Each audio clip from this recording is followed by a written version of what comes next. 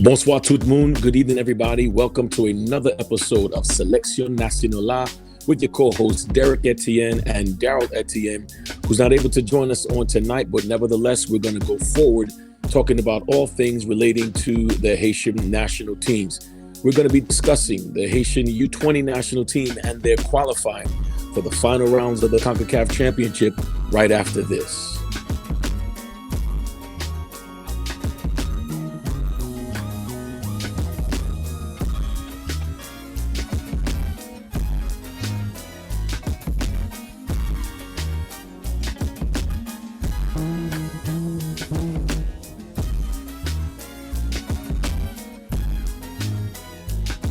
And welcome back to Selección Nacional, where we're discussing the U20 men's national team, where they finished with a 1-1 draw against Puerto Rico, thus qualifying for the final stages of the U20 championships held in Mexico this summer. This was an exciting game.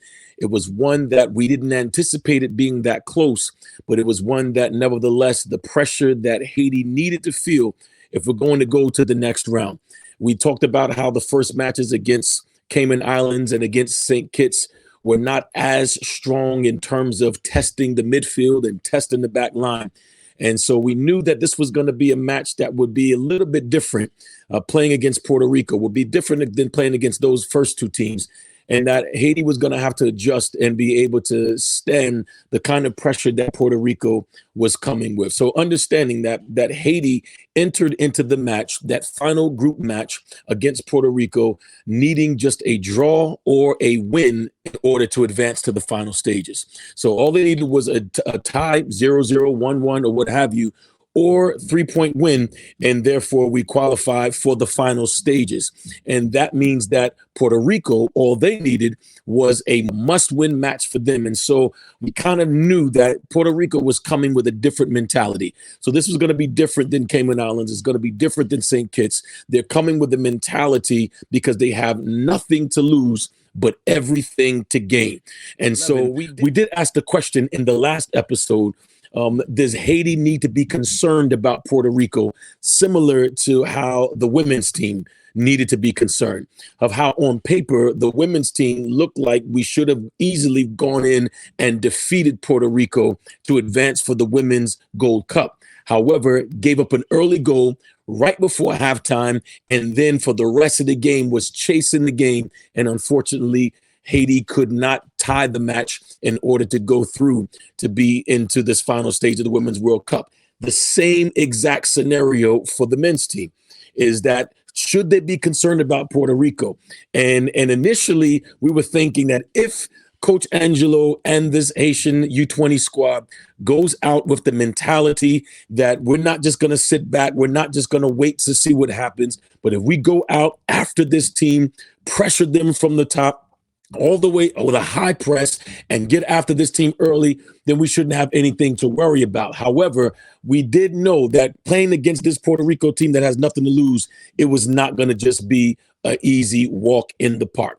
And so it was. Playing against this Puerto Rico team, it was not a walk in the park. They came putting pressure on this Haitian squad. They were high pressing them, a lot of effort, a lot of energy, and a lot of physicality. It seemed as if the coach of the Puerto Rican team had the mentality that if we just match them physically, there was a lot of late tackles and late hits and I dare say even dirty hits that was coming from this Puerto Rican side, but they knew they had to come with some sort of physical matching against the Haitian squad because our U20 team was just too strong, too fast, and too technical. And so you can see their game plan was to disrupt any play by coming with physical play, with fouls, just to break things up, to stop Haiti from getting into the rhythm. And so I believe that this rattled the Haitian squad a little bit from the beginning. It rattled them from the beginning because they never seemed to get a rhythm going to start into this match because of the physical play from both sides. It was difficult for us to actually establish a rhythm and to set the game on Haiti's terms. Let's look at the lineup that Coach Angelo came up with. He started with pretty much the similar lineup of the players that he has in the previous matches.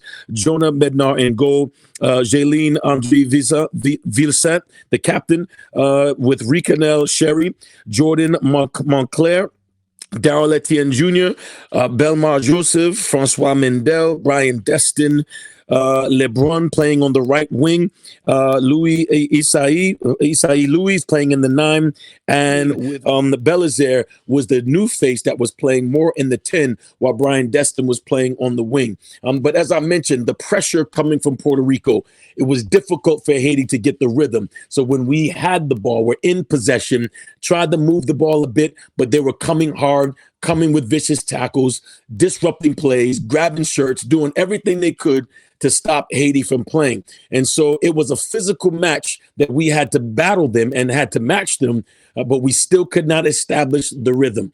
To me, it seemed like like Coach Angelo went with the approach to allow Puerto Rico to chase the game. They were the ones that needed the win. They were the ones that needed the goals. They needed the points. So it seemed as if Coach Angelo was just playing chess and was sitting in the mid block and allowing Puerto Rico, when Puerto Rico was in possession, allowed them to come in knowing that he had an organized defense.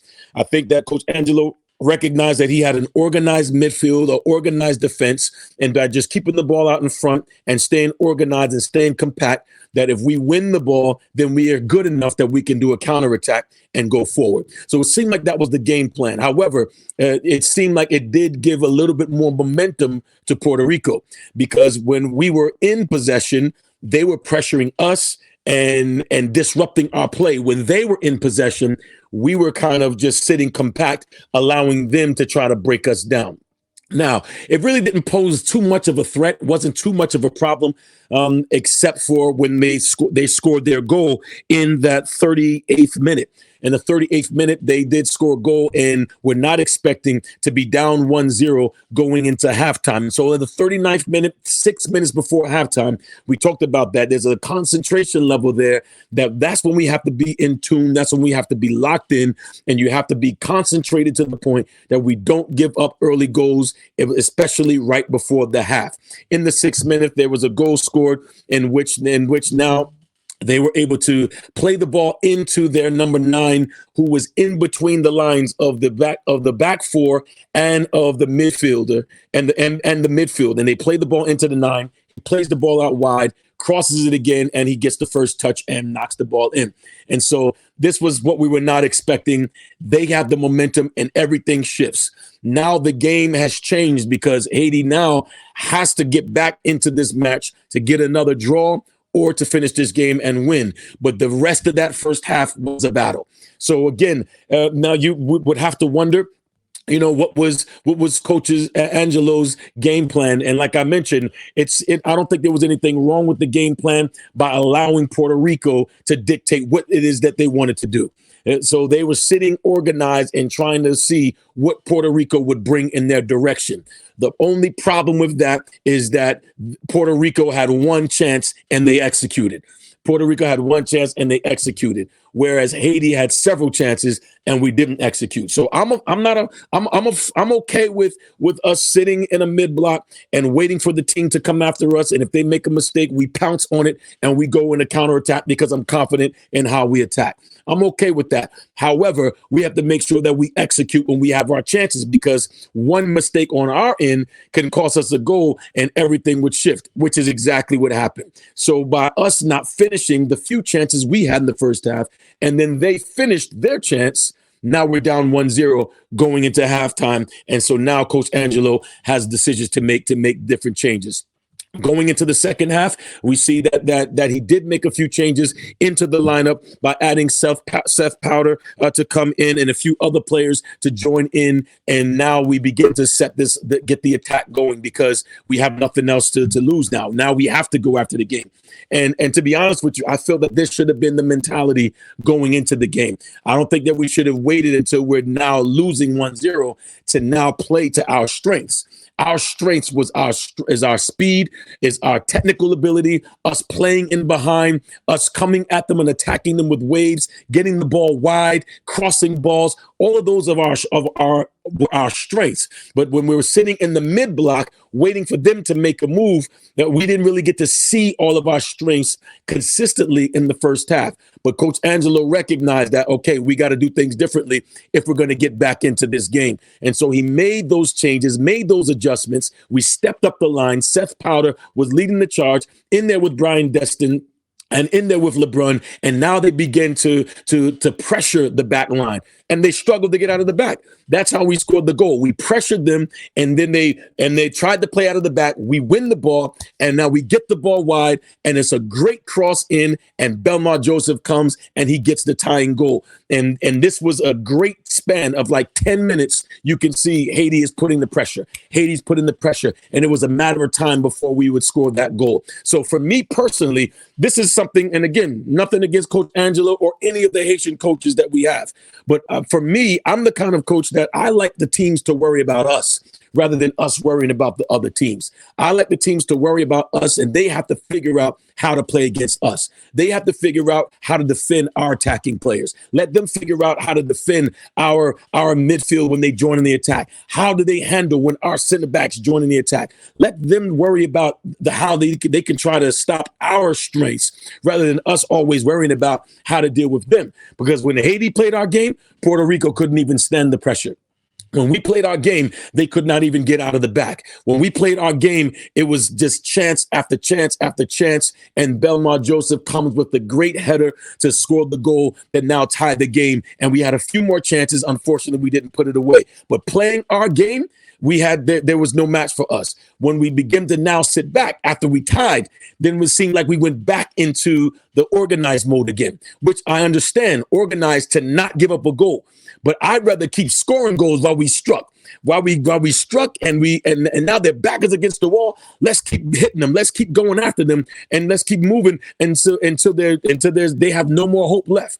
But because we wanted to secure the win, I understand Coach Angelo's decision to want to now to stay compact to make sure that we just don't give up a goal and we're fine. So either way, the good thing is that we finished this match and we did the job, and the boys did hold on to that 1-1 draw, and we ended up qualifying for the final stages of the World Cup qualifiers. And so this was a roller coaster ride. The fans that were watching were all excited about it, nervous about it, because we had no idea how this game was going to end up.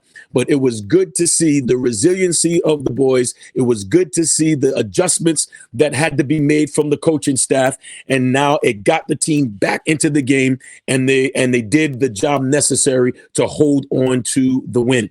And so now Haiti has finished on top of the group, which is a great congratulations to Coach Angelo and to the whole U20 squad to finish leading on top of the group and now claiming that spot in the CONCACAF U20 championships to be held this summer. And so congratulations to the boys. Job well done. However, now the real journey continues.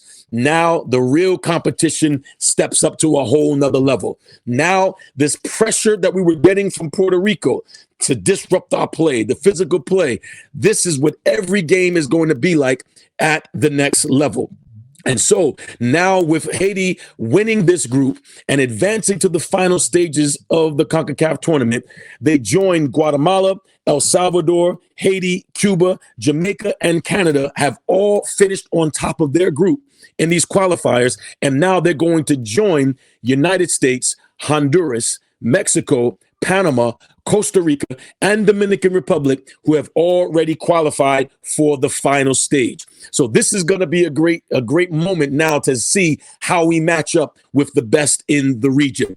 12 teams are now in this final region, which will be held in Mexico from July 19th all the way to August the 4th. These 12 teams, again, USA, Honduras, Mexico, Panama, Costa Rica, Dominican Republic will now be joined by Guatemala, El Salvador, Cuba, Canada, Jamaica, and of course, the Grenadiers, Haiti will be there. And so now for me, we need to now look at what do we think that Angelo is going to be doing to prepare for this camp. Trust me, I know that what Coach Angelo Jean-Baptiste had to his benefit for this qualifier was a few friendly matches. They had some friendly matches that they were able to bring in players, evaluate players, look at players, and then select their final roster that they were able to play with and compete with for this qualifying tournament. From February all the way to May or to June is plenty of time for preparation. So I'm sure Coach Angelo is going to be on the phone. He's going to be sending emails. I'm sure he's going to be looking at videotapes. He's going to be looking at Y-Scout, trying to find who are the top U20 players that can join this core group. All right. How can we make this group better? So the question is going to remain is, does he go with the same group that helped them to qualify? Or is he going to enhance this group by bringing in other players? I do know that there are some other players that were not able to come through because maybe they didn't have their passports ready in time. There were some who just would not release by their clubs. So there will be other players that can enhance this group. So you're going to see a slightly different team coming time for this U20 CONCACAF Championship, that you're going to see probably the core players from this group. And then you're going to see some added players that are playing at quality clubs that are going to be able to help this team become better in the front, in the midfield, and in the back line. And so I think we got three strong goalkeepers that's going to be able to. They'll probably continue with those same three goalkeepers. And Jonah is the leading number one. And I'm sure that he'll continue to be the number one, being that he played in all three matches in this qualifier. So I'm sure he's going to continue to be in the lead on this particular squad coming up this summer. But it's going to be interesting to see the camps that are going to be prepared. Is the Federation going to have camps to bring in these players, to evaluate these players? Will the camps be in Haiti? I'm not sure, during the civil unrest that's happening in the country right now. So will they bring in players into Miami? Will players come up in New York? Will they come to Canada? Will they come to DC? Where are we going to have these camps? But there must be some camps to keep this team together and bringing other players together so that we can enhance and take the best of the best to the CONCACAF Championship. Because you better believe when we're playing against USA and playing against Mexico, they're bringing in their professionals. They're bringing in their top players, and even players that are playing in universities. They're playing at players that are playing at the highest level. And so we're going to have to be able to match that. So we're going to have to bring in not only our professionals, but not only our universities players that are playing Division I, but we're going to have to bring the best of the best. We're going to compete against the Mexicos and against the Honduras and United States, Panama, and Costa Rica. So these camps in preparation is going to be important. So I'm hoping that the Federation will do what's necessary. I'm sure Coach Angelo is preparing and have already put in requests for different camp sites, camp locations, so that they can bring these teams together and be able to evaluate players. If we can't just wait to the tournament and then now we want to look at players who we haven't seen prior to the CONCACAF Championship. We can't experiment against USA. We can't experiment against Mexico. Now is the time for us to experiment. Now is the time for us to have some friendly matches against some USL clubs, against some of the college universities. Now is the time that we have some friendly matches against some of these clubs, so that we can look at these players and make sure that we select the best of the best who are ready. And so I'm confident that Coach Angelo is on the job. I'm confident that he's going to do what's necessary, and he's going to put his requests in for what's needed for us to be successful. And I believe that seeing how these guys have come and that they've dominated in their group and they finished winning on top of the group, I'm sure that the Federation is going to accommodate so that we can have ourselves in a good situation, in a good place, so that we can be successful in the next round. So the next round is going to be held in Mexico. The city is going to be to be named. The tournament is going to be held in Celaya and Irapuato. I hope I'm saying that correctly. But from July the 18th to August the 4th is where these tournaments will be held in Mexico, and our squad will be there ready to compete with the best of the best. And so again, we're hoping that the squad understands this opportunity. This is an opportunity for the U20 team to make history and be a part of the 2025 FIFA U20 World Cup. So this is a great opportunity for the boys, but it's not going to be as easy as this last round. Now it's going to be against these quality opponents that we're playing against, and we're going to have to be ready for it. And I believe that we have what it takes to compete at this next level. We have what it takes for us to compete, and to not only compete, but to actually win. Okay, we have the players that can get it done. We have the staff that's in place that's getting it done. And so we're expecting nothing less but for us to compete and to win, to get the results. And we want to see the boys qualify.